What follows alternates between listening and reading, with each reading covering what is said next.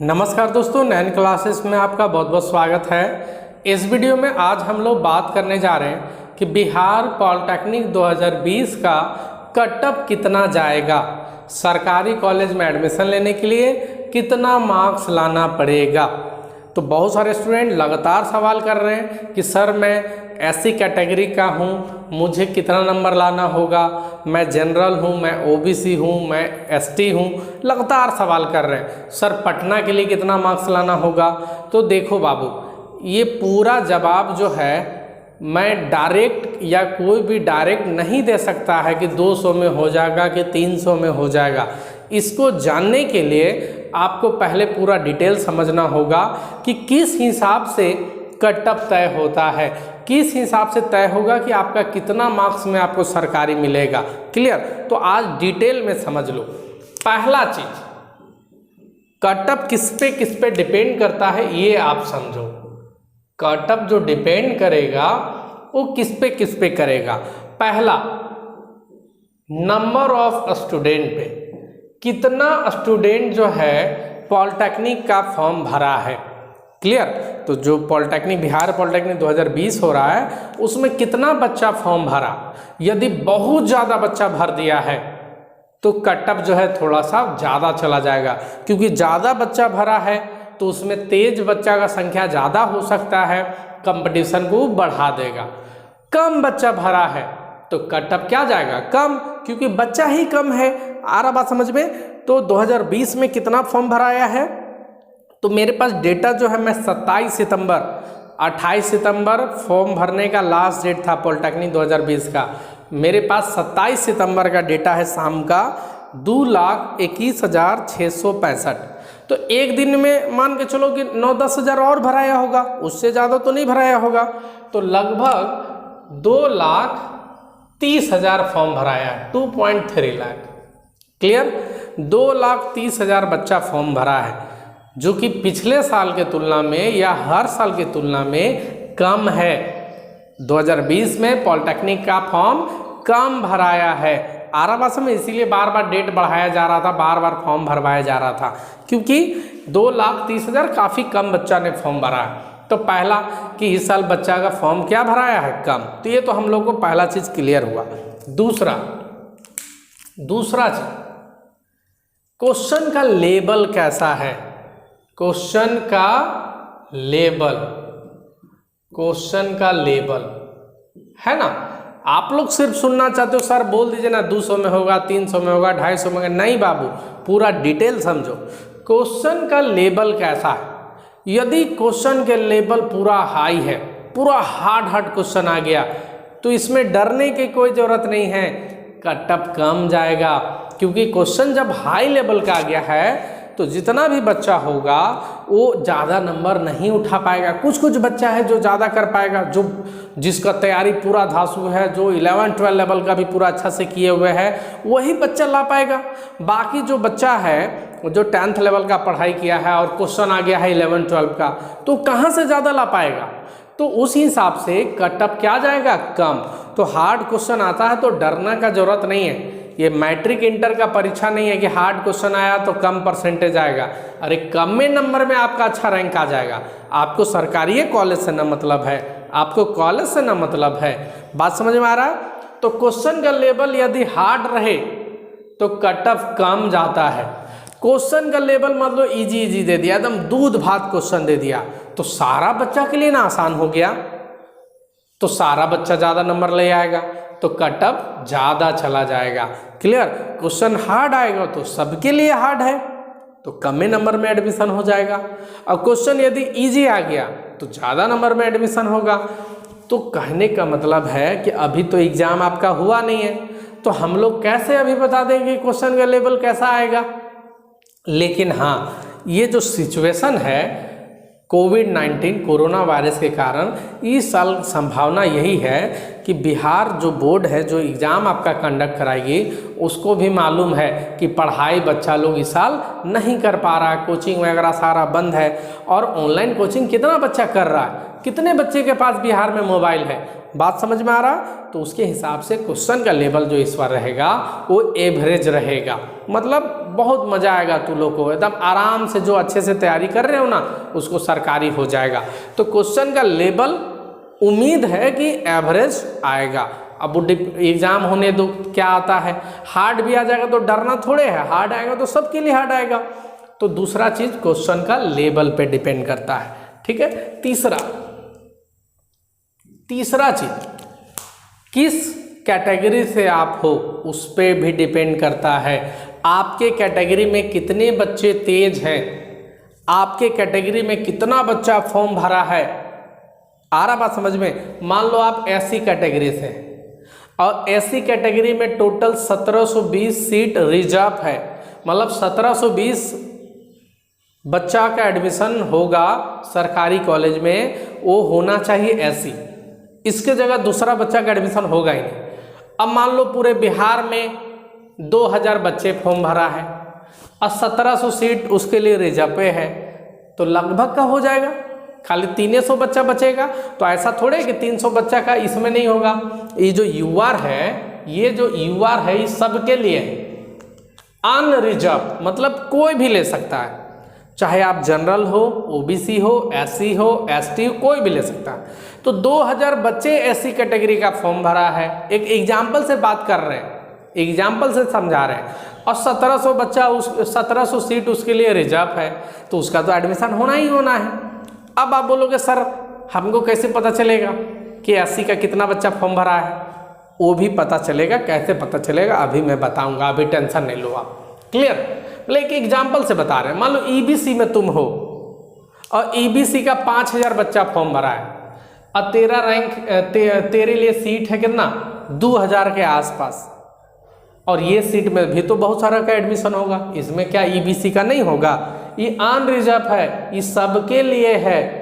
तो 2000 बच्चा का ईबीसी में एडमिशन हो गया और कुछ बच्चा का इसमें एडमिशन हो गया, मतलब एडमिशन तो हो ही गया, चाहे कितनों कम नंबर लाए। बात समझ में आ रहा है? अब आप बोलोगे सर ये क्लियर कीजिए कि ईबीसी में कितना बच्चा भरा है फॉर्म, एससी में कितना बच्चा फॉर्म भरा है, ये कैसे पता चलेगा? तो ये अभी मैं बता रहा हूँ कैसे पता चलेगा। तो ठेठ में समझो बाबू कि डिपेंड करता है कटअप आपका कैटेगरी पे भी। तो कैटेगरी पे कैसे कटअप क्या डिपेंड करेगा वो मैं बता दे रहा हूँ। अगर आपका जो रिजल्ट आएगा ना बाबू, आपका जो रिजल्ट आएगा उसमें क्या लिखा रहता है वो समझो।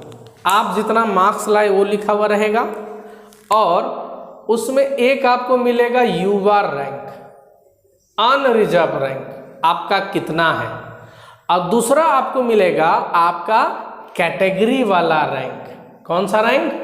कैटेगरी वाला रैंक। 2 रैंक आपको मिलेगा। अब बोलोगे सर युवा रैंक का मतलब? तो युवा रैंक सपोज करो तेरा आया है 3500। कितना आया है बाबू? 3500।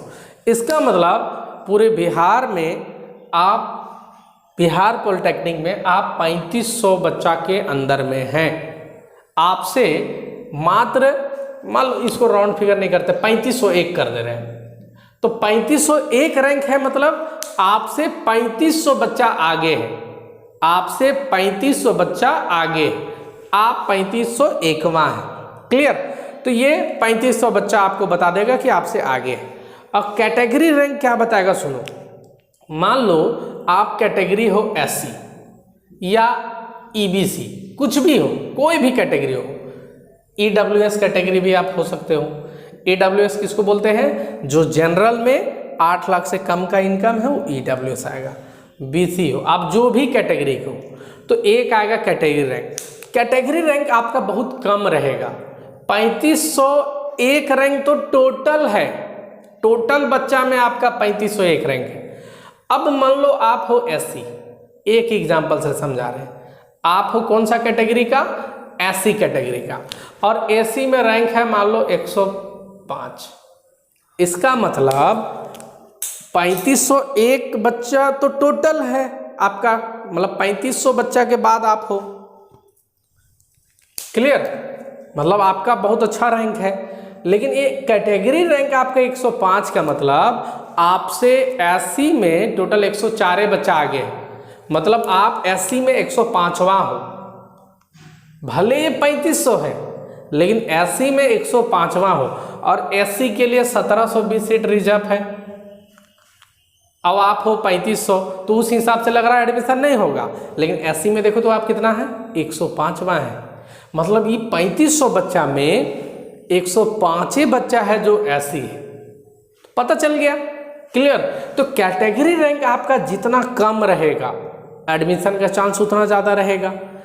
कैटेगरी रैंक एससी में 1720 है ना, तो अगर कैटेगरी रैंक आपका अगर है यहाँ पर 1720 मान लो, तो भी आपका एडमिशन कंफर्म है, क्योंकि एससी के लिए 1720 सीट है और आपका भी 1720 है कैटेगरी रैंक, एडमिशन आपका कंफर्म। अब ये वाला भले 35,000 हो जाए, युवा रैंक 35,000 हो गया, 35,000 तो भी टेंशन लेना नहीं है, क्योंकि मेरा एससी रैंक तो 1720 है, मेरा काम हो जाएगा, क्योंकि 1720 सीट है मेरे लिए।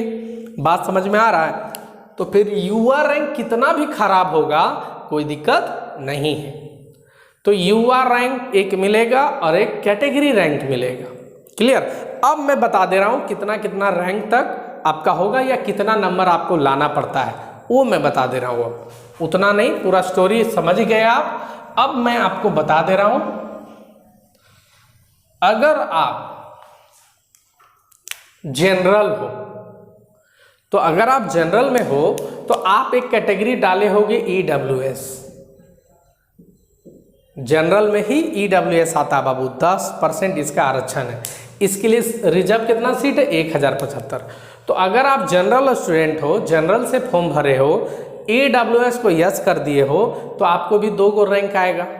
मान लो जनरल रैंक आया है आपका 5000, ठीक है, और ईडब्ल्यूएस रैंक आया है 700, ठीक है, तो आपका एडमिशन कंफर्म है, क्योंकि 700 रैंक है ईडब्ल्यूएस में, और ईडब्ल्यूएस में कितना सीट है, 1075। 100% आपका एडमिशन होगा, सरकारी कॉलेज में होगा। बात समझ में आ रहा है।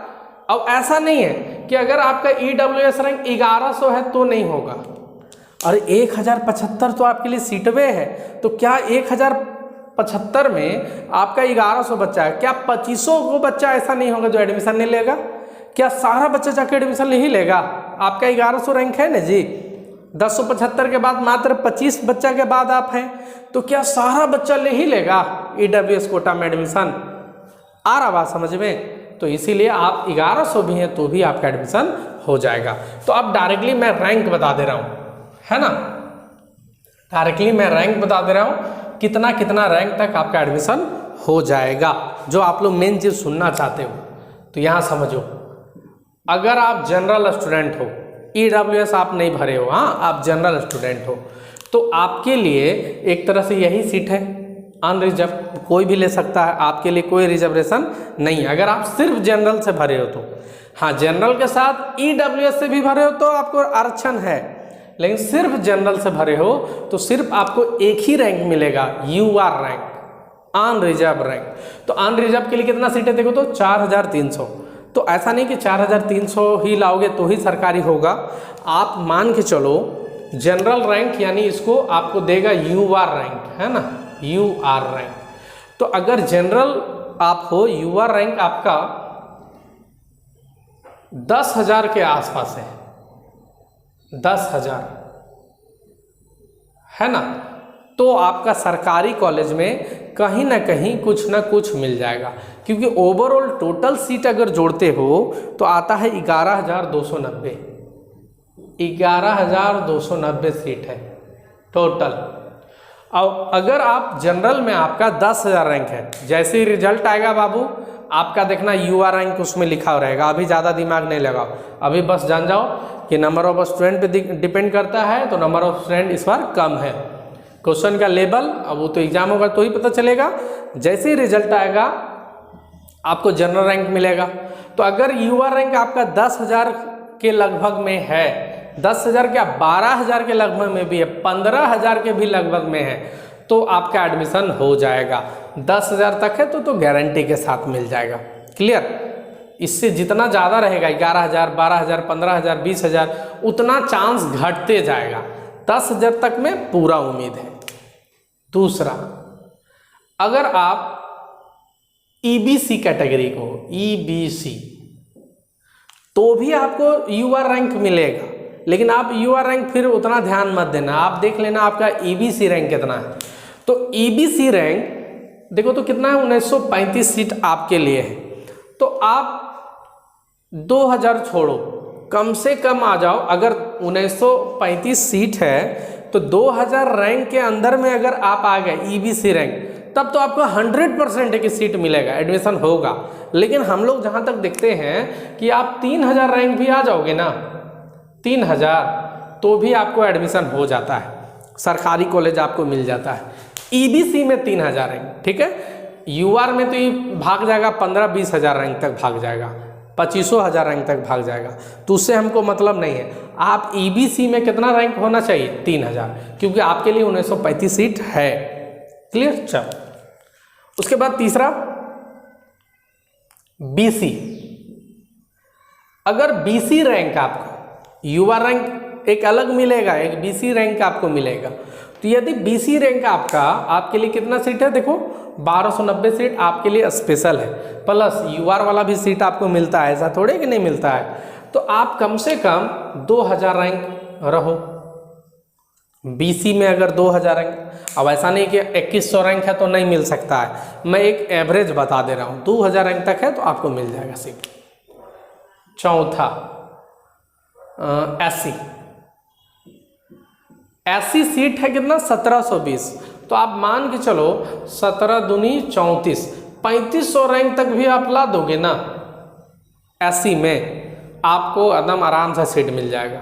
क्योंकि सारा स्टूडेंट दूर नहीं जाएगा, तो बहुत सारा बच्चा टारगेट करके रखता है हमको यही कॉलेज चाहिए, यही ब्रांच चाहिए, तो इसीलिए आप 3500 रैंक तक में आराम से हो जाएगा आपको। पांचवा, और एससी का बच्चा अगर 3500 रैंक ला रहा है कैटेगरी में, तो यूआर रैंक इसका चल जाएगा कम से कम 30,000। आ रहा बात समझ में। तो अगर वो जनरल होता तो उसको नहीं मिलता, लेकिन एससी है और एससी रैंक उसका 3500 हो जा रहा है, इसीलिए मिल जाएगा। क्लियर। पांचवा एसटी, एसटी के लिए देखो तो बाबू 108 सीट है। तो एसटी का बच्चा बिहार में पाया ही नहीं जाता है जल्दी।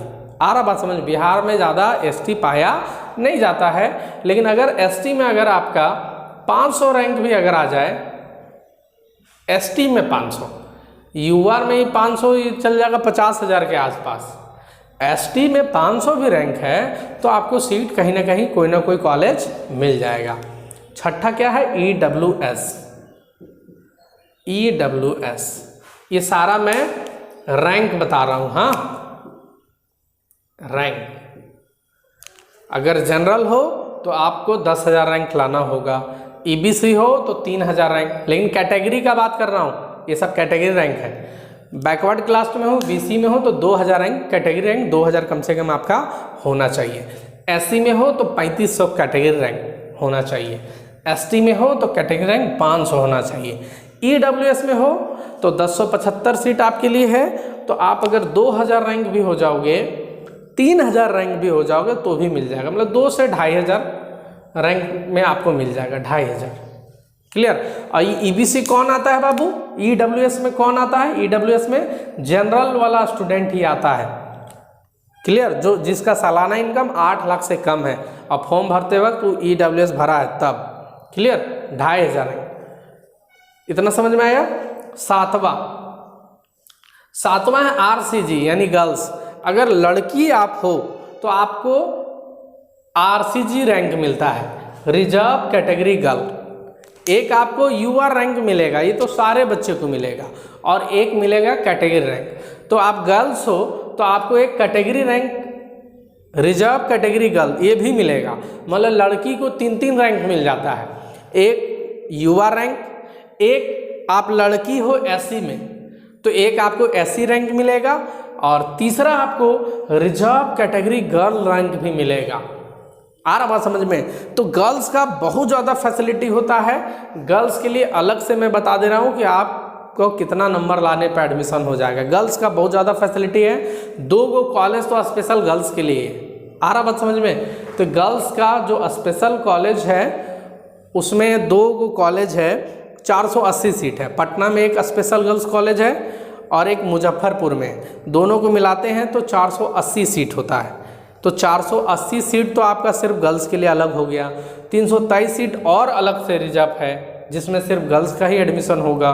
तो 500 इधर 300, 800 सीट है सिर्फ लड़की के लिए। बाकी लड़की किसी में भी एडमिशन ले सकती है, लेकिन 800 सीट तो उसी के लिए रिजर्व है, मतलब लड़की का अपॉर्चुनिटी काफ़ी ज़्यादा हो जाता है। तो अब मैं ओवरऑल नंबर का बात कर लेता हूँ। जो आप लोग नंबर पूछना चाहते हो, सर कितना नंबर लाना होगा, तो नंबर समझ लो कितना नंबर आपको लाना पड़ सकता है। गर्ल्स के लिए भी बता दे रहे हैं। तो देखो बाबू, गर्ल्स का पहले बता दे रहे हैं। अगर आप लड़की हो, है ना, तो सबसे पहला बात आपको पता है बिहार में 90 क्वेश्चन होता है और हर एक क्वेश्चन 5-5 मार्क्स का होता है, यानी टोटल नंबर जो होता है वो 450 नंबर होता है, 450, 90 क्वेश्चन। तो 90 क्वेश्चन में, और नेगेटिव मार्किंग नहीं होता है, मैं बार बार बताता हूँ नेगेटिव मार्किंग नहीं है। 90 में 90 भी बना के अब मार के आओ, कोई दिक्कत नहीं है, नेगेटिव नहीं है, मतलब गलत में आपका नंबर नहीं कटेगा। तो गर्ल्स अगर आप हो तो आप जानते हो 30 प्लस क्वेश्चन भी अगर सही कर देते हो, 30 प्लस क्वेश्चन, और मार्क्स का बात करो, यहाँ मार्क्स है ना, यहाँ लिख देते हैं नंबर ऑफ क्वेश्चन। तो अगर 30 प्लस भी क्वेश्चन कर देते हो, मार्क्स अगर आप 150 प्लस भी ला देते हो तो आपको सरकारी कॉलेज मिल जाएगा। क्लियर, मात्र 30 क्वेश्चन, 90 में 30 क्वेश्चन आप कर लोगे, आपको सरकारी कॉलेज मिल जाएगा। क्लियर है गर्ल्स का। दूसरा, अब बात करते हैं हम लोग सबसे पहला जनरल बच्चा को, जिसको कोई EWS वो नो किया है, वो EWS को नो किया है, उसका बात करते हैं जनरल वाला बच्चा को। तो जनरल वाला बच्चा को मिनिमम 50 प्लस क्वेश्चन सही करना पड़ेगा, यानी आपको 250 प्लस के आसपास में नंबर लाना होगा। जो जनरल है, EWS को नो किए हैं उनके लिए, लेकिन जो जनरल हैं और EWS को यस किए हैं, वो जनरल हैं लेकिन EWS को यस किए हैं, तो उनका यदि 200 के आसपास भी नंबर आ जाता है तो उनका एडमिशन हो जाएगा। मतलब 40 प्लस क्वेश्चन भी अगर कर देते हैं, 40, 42, 45, जितना ज़्यादा करें उतना अच्छा, लेकिन अगर 40 प्लस करते हैं, मतलब 200 प्लस भी नंबर लाते हैं, तो उनका एडमिशन हो जाएगा। क्लियर। तो इसीलिए मैं सारे जनरल बच्चा को बोलता हूँ कि आप EWS भरो, अगर सालाना इनकम आपका 8 लाख से कम है तो। क्लियर, आपको बहुत ज़्यादा प्रॉफिट होगा। चौथा है आपका EBC। अगर आप EBC हो, क्लियर, तो आपके लिए भी आरक्षण अच्छा खासा है। आप जो है आप भी 200 प्लस की कोशिश करो, तब आपको अच्छा ब्रांच, अच्छा कॉलेज मिल जाएगा, 40 प्लस, है ना। ऐसा नहीं है कि आपका अगर 195 आ गया तो एडमिशन नहीं होगा, लेकिन कोशिश करना जितना अच्छा करना है, मतलब 40 प्लस 200 प्लस आप कोशिश करो नंबर लाने का। क्लियर। 5वां BC, जो बैकवर्ड क्लास में है वो कोशिश करो कि 220 ला दो, 230 ला दो, है ना, 250 के आसपास कोशिश करो, मतलब 230-40 में आपका हो जाएगा। 230 प्लस कोशिश करो। 200 वाला को भी बहुत सारा कॉलेज मिल गया है, बहुत सारा ब्रांच मिल गया है, लेकिन कोशिश करो कि जितना ज़्यादा लाएं, 230 के आसपास ला दें। मतलब कितना question, 55 question, 56 question, 56 plus 55 question में आपका 50 क्वेश्चन में 250 आता है ना। 50 क्वेश्चन में 250 होता है, 230 ही बोल रहे हैं ना, तो आपका कितना होगा, 48, 8 × 40, 0, हाथ में 4, 20 × 24, 46 ही क्वेश्चन मात्र, है ना। बैकवर्ड में अगर 46 क्वेश्चन भी अगर आप कर देते हो तो आपका हो जाएगा।